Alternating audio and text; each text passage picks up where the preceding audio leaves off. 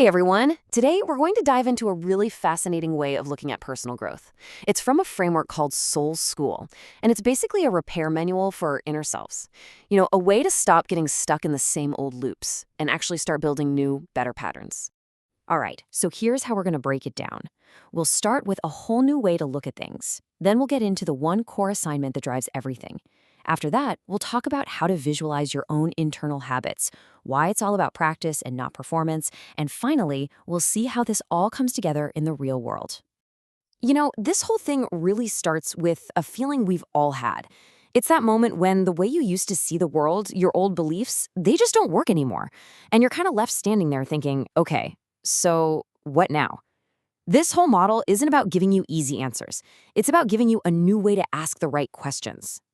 So, the first big idea from Soul School is this. This work isn't about digging up the past to try and fix it. No, it's about getting yourself ready for the next time you have a chance to do things differently. It's all about looking forward.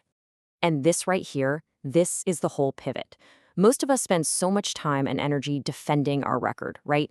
Justifying why we did what we did. But this model says, what if you dropped all that?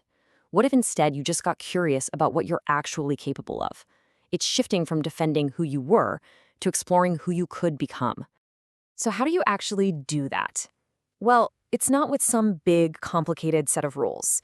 It all comes down to one single assignment, a question that is designed to completely reframe every challenge you run into. Think about the questions we usually ask ourselves in tough moments. Stuff like, what do I deserve? Or what's in it for me? This framework throws all of that out and gives you a totally different prompt. It shifts you out of that feeling of entitlement and into a place of action.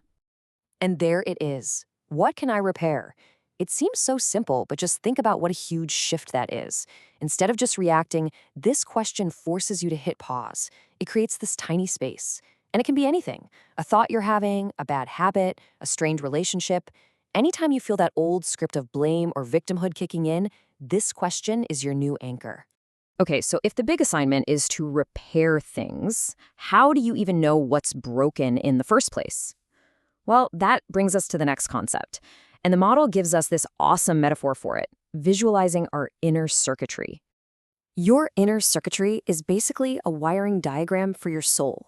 It's a map of your personal energy grid, all the pathways, all the shortcuts, and yeah, all the broken connections you've developed over your entire life. So when you look at this map, you start to see where your energy just flows. But more importantly, you see where it gets all snagged and tangled up in old patterns. The source gives a great example of a problem circuit it calls avoid discomfort. But you could just as easily have a default to anger circuit or a people-pleasing circuit that's just draining all your power. These are the specific spots that are ready for repair.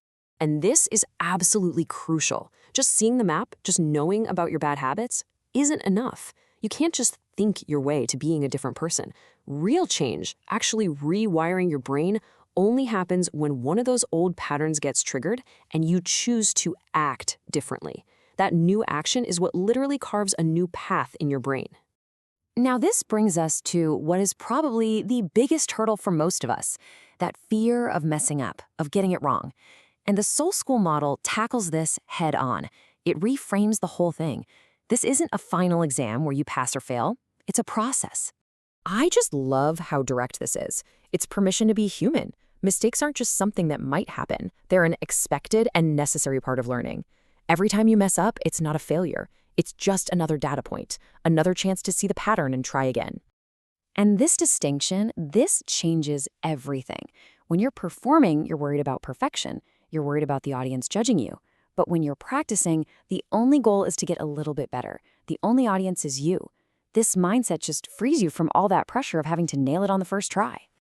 Okay, so this isn't just some abstract theory you're supposed to ponder while sitting in a quiet room. The real work, the real tests, they happen out in the world, in our messy, everyday interactions. And the source gives us a perfect example of how this all clicks together. So here's the scenario. A character who's just learned about this stuff gets hit with a sarcastic comment. Now, her old programming, her default circuit, would be to either fire back with something just as nasty or get super defensive. But this time, she feels that old circuit flicker, and instead, she asks the new question, what can I repair? And that leads to a totally different action. She gives an honest answer and actually invites a real conversation. And the result is instant. You can feel it. By choosing to repair instead of defend, the entire energy of the conversation changes. The tension just dissolves, and suddenly a real connection is possible. It's just a perfect little example of how that tiny internal choice can have a huge external impact. So, I want to leave you with this question. If you could see a map of your own inner circuitry right now, all the crossed wires, all the short circuits, which one would you start with? What's the one pattern that you know deep down is ready for repair?